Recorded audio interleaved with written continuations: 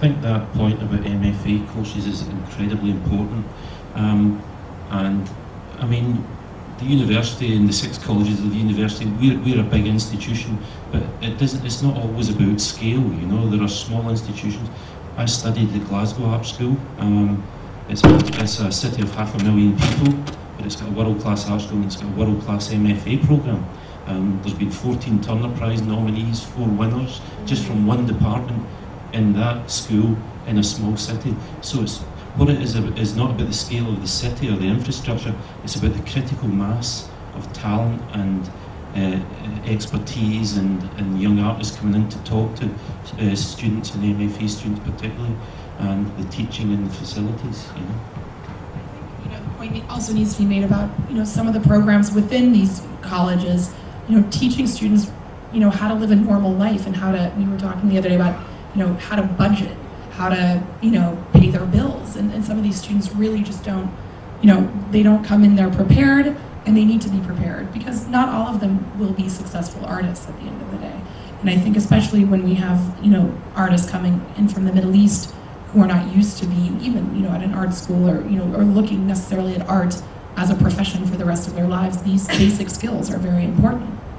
And maybe you can tell us a little bit about that program. Yeah, I mean, that's the program that I run at the university, where we're supporting artists right through their education, but also after they leave, around the professional practice, about critical engagement of their work, how to talk about their work, how to engage with gallerists, how to engage with curators, how to engage with the press, you know. So that rounded education, I think, is really important to support their own studio practice.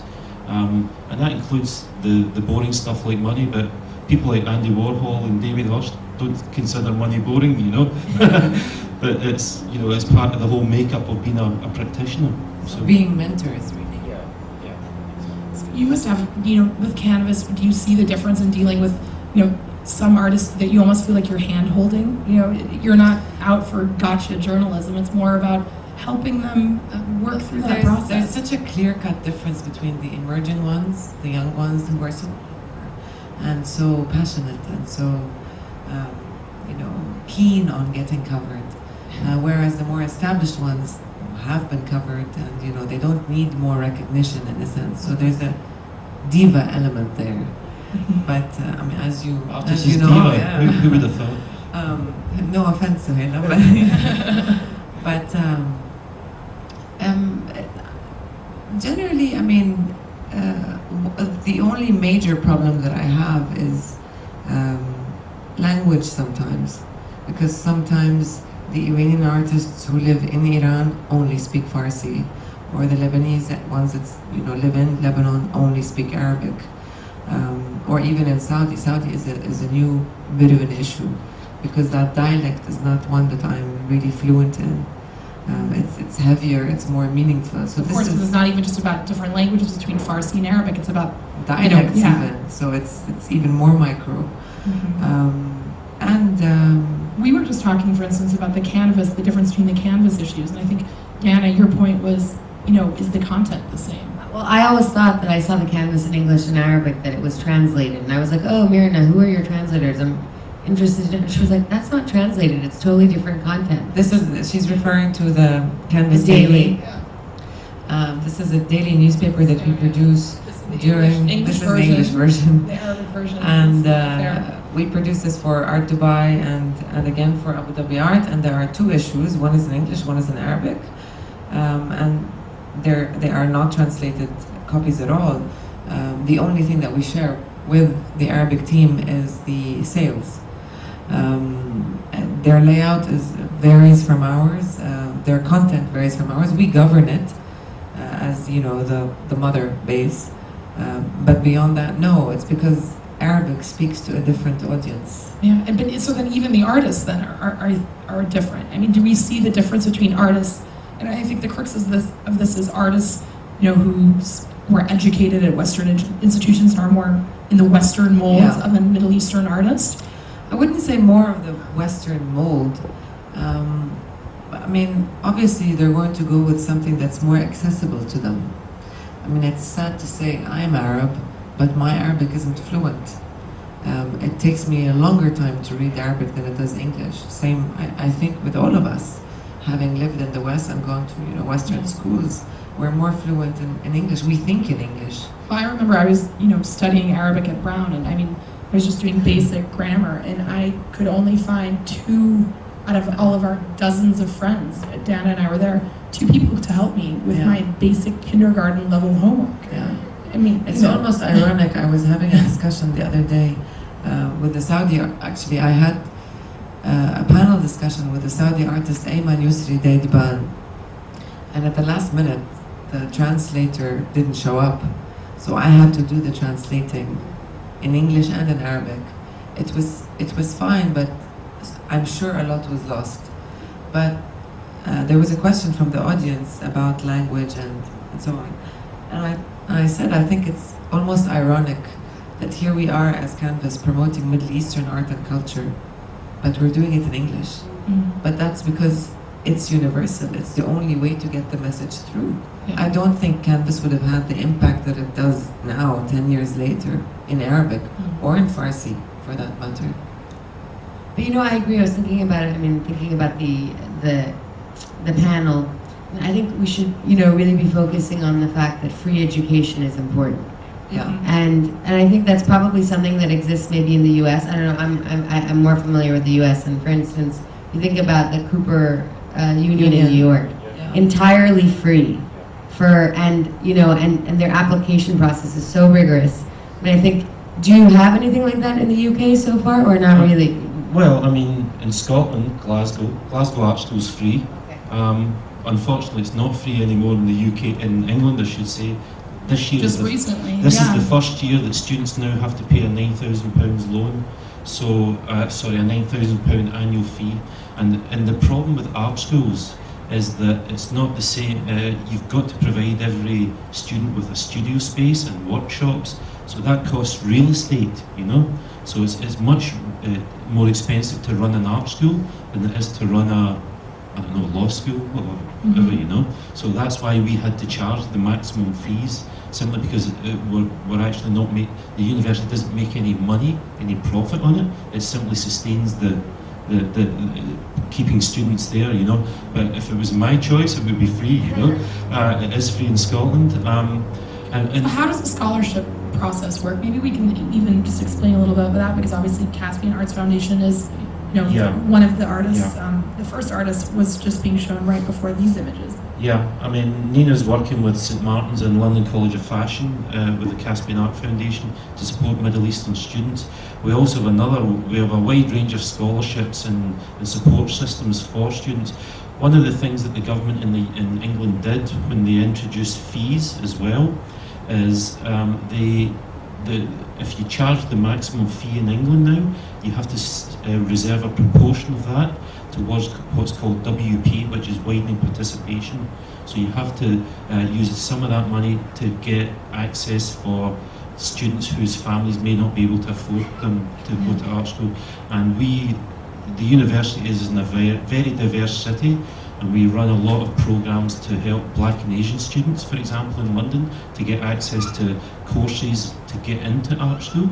So we run a young Asian fashion week where we bring the best tutors from the fashion school at St Martin's. We bring in 17, 18-year-old young men who are interested in tailoring and couture, and we guide them through the process. It's even just teaching them how to apply and how to... Exactly, it's about preparing them for art school. So there are a number of layers of systems that we try to use to both help our UK students, but also our international students and our foundation students. And Soheila, you made the point that when you were at school, you found that a lot of the students were from a higher economic level, and that you found that to be somewhat problematic. Yeah, I mean, maybe my view is very romantic. I think that it's really important for people from all classes, particularly from working classes, to get to art school. But I think the idea of not just paying the fees, but coming up with the material to buy to have the money to buy the material is quite daunting, because obviously while you're a student, you mean? Of course. does, Yeah. because like if you can't afford to make a big work, then you just wouldn't even consider it, and it costs a lot of money because it's not just the work that ends up being successful. You spend so much money making work that isn't successful and ends up in a bin, and these are the things that the viewer doesn't see, how many mistakes you made in order to get to where you are. And I think that, when I went to art school, there was one particular girl who father was a record producer, and so for her BA project, her father paid a film industry to make her degree video presentation, and that was such a standard that how can somebody who's working on their laptop even beat, so it's kind of to do with this power dynamics, and of course it does matter at the art level. Absolutely, and I mean, again, we're doing a lot of work around that. But I mean, Jarvis Cocker was on that film earlier, and Jarvis is the same age as me. We both went to art school at exactly the same time, and we were both brought up in council estates in Britain. We would not have been able to go to art school if it had cost money. And lots of what we forget is, unless we can get access to young students from less well-off backgrounds, from the Middle East, from the UK, from anywhere, we are missing out on talent. That's it. It's simply missing a talent pool.